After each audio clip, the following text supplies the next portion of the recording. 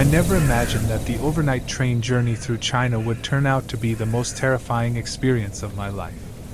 The sky outside was a black canvas, and I found myself alone in the almost empty compartment, trying to calm myself with the thought that I was just a few hours away from my destination. The sense of solitude should have been comforting, but a strange unease began to form in my stomach. The carriage was so silent that the only sound was the monotonous rhythm of the tracks, almost like a heartbeat in an endless nightmare.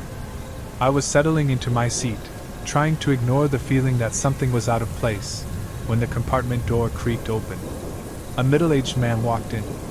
His presence was instantly disturbing, like a bad omen. He was dressed in simple clothes, a dark wool coat, and a hat that partially obscured his face. His gaze, when it met mine, sent a shiver down my spine. There was something profoundly unsettling in his eyes, as if he knew something I didn't, something I shouldn't know. He sat down beside me, making me feel a chill run down my spine. I tried to ignore him, focusing on my book, but I couldn't shake the feeling of being watched. The silence between us was palpable until he started talking with a voice that sounded more like whispers than words. His questions were strange and to the point. "Where are you going?"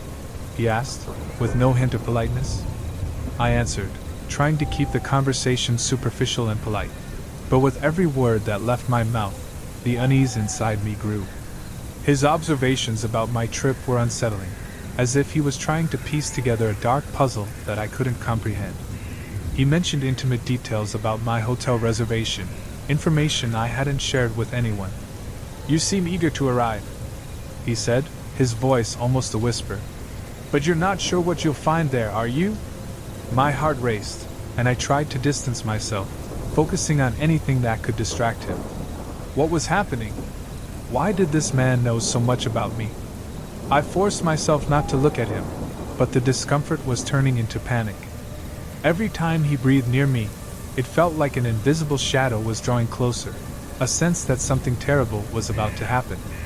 Then, as if that wasn't enough, he stood up and left the compartment. The train was stopped, and I took the opportunity to try to calm myself. But soon, the compartment door opened again, and he came back. Something in his expression had changed. He no longer seemed like the same man. His eyes were even more intense, and there was a strange excitement in his presence. He settled down beside me again, and a deep sense of terror engulfed me. What exactly was happening here? With every stop of the train, he would leave and come back with increasingly strange behavior.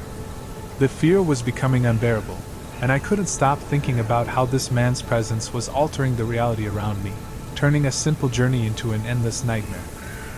I tried to rationalize, but the truth was that something was very wrong. I was trapped in a compartment with a stranger who seemed to know more about me than I knew myself. The terror was just beginning, and I knew that if I didn't find a way out, this overnight trip would become the most terrifying experience of my life. The terror I started to feel next to that man seemed to only increase as the journey went on. With each stop of the train, the monotonous rhythm of the wheels on the tracks seemed to accentuate the growing unease inside me.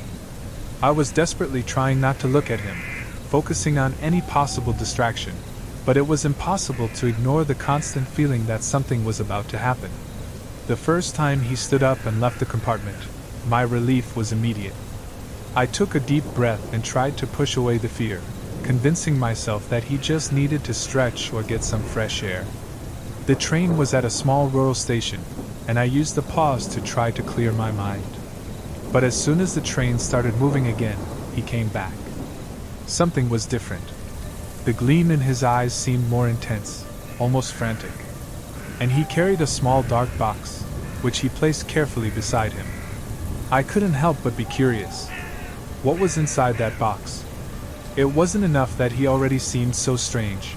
Now, the mystery of the box seemed to add an extra layer of horror. With each new stop, he would leave the compartment with a disturbing calmness, and the box seemed to be a constant in his mysterious trips. There was a growing sense that he was preparing for something, but what? During one of the stops, which seemed longer than usual, he left and didn't return immediately. Time seemed to drag. I couldn't help but wonder if he was doing something with the box, or worse, if he was doing something to other people. The fear became almost palpable, as if the very air around me was charged with tension. When he returned, the box had disappeared. In its place was a torn map that he opened and studied with great interest. He didn't look directly at me, but I could feel that he was aware of every move I made. He was focused on the map, which seemed to show a winding route with red ink annotations. The panic in my chest intensified. The map seemed to be marking routes, as if he was planning something involving me. During another break, he left with a plastic water bottle and came back with something that looked like a dirty piece of cloth. He was rubbing the cloth, as if cleaning something. I couldn't understand what he was doing or why it was affecting me so much. Each item he returned seemed to carry a weight of mystery and fear. I was struggling to keep my composure, knowing that any sudden movement might draw his attention and make the situation worse. The crucial moment came when he asked me a question about my final destination. It was an unusually specific question, almost as if he knew something I wasn't supposed to know. He seemed anxious for my answer, as if he were piecing together a sinister puzzle with each piece of information I provided. I tried to be evasive, but his persistence was almost unbearable. With each new stop, the pattern repeated. He would leave, return with something new, and each item seemed more enigmatic than the last. His behavior was becoming increasingly strange and threatening. I was starting to connect the dots. He was watching me, collecting information, and acting in a way that didn't make sense. With every return, the feeling that something horrible was about to happen intensified. I found myself paralyzed with fear, unsure of what to do. What was he planning? How could I escape this situation? With each moment, I grew more desperate, hoping that the next stop of the train would be the chance I needed to finally escape. The tension was unbearable, and the unease inside me was turning into real, palpable panic. With each new stop, the mystery deepened, and the true horror was just beginning to be revealed. The train continued through the night, and I became increasingly anxious with each stop. The man's behavior was becoming more and more disturbing. He kept leaving and returning with strange items, and his questions about my destination were becoming more invasive. My heart was racing, and I knew something was about to happen. With each stop, the fear became almost unbearable. Finally, the terror was realized. During one of the longest stops, he left and didn't return for an unusually long time. I was sitting in my seat, trying to control myself, when the compartment door opened again. The man entered, but something was completely different. He carried a detailed map and a small black folder that seemed heavy. I was in a state of panic, wondering what he was planning. He looked at me with a disturbing gleam in his eyes and, with a chilling calmness, began talking about the opportunity I had to be part of a special project. His words were a mix of threat and manipulation, and I began to realize the horrifying truth. He was a tourist hunter, someone who specialized in extorting and disappearing with his victims. My heart was pounding so hard I could barely hear his voice. He started detailing his plan, explaining how he knew where I was going and how he had carefully planned everything. Each of his words was a stab in my growing fear. He had spent the entire time gathering information about me to ensure he could control and extort me. The train was at a small, isolated stop, and he used this opportunity to prepare me for the next step of his plan. The sense of panic consumed me, and I knew I had to act quickly. What he was saying became more and more horrifying.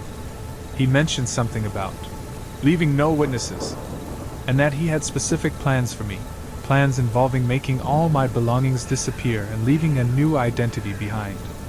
Desperation set in. He had something planned, something that would leave me with no way out.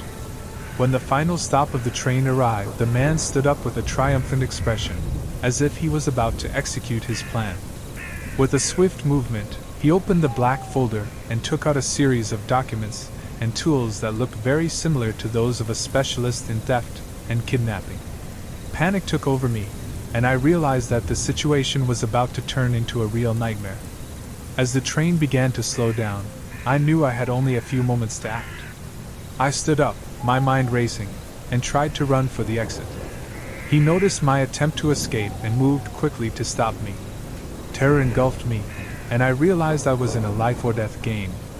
I was running through the train corridors, feeling the floor sway beneath my feet as I tried to escape the clutches of the man who was hunting me. My heart was racing, and every sound around me seemed amplified in the tense silence. I found an emergency exit and threw myself out of the train, landing on the tracks as the train began to move again. I ran as fast as I could into the darkness, hoping to find safety.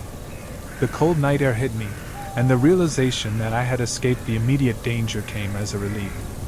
I looked back at the train, which was disappearing into the night, and knew that I had narrowly escaped a terrifying fate. With each breath I took, the fear began to slowly fade. But I knew that I would never forget the terror of that overnight journey, or the man who had turned a simple train ride into a nightmare.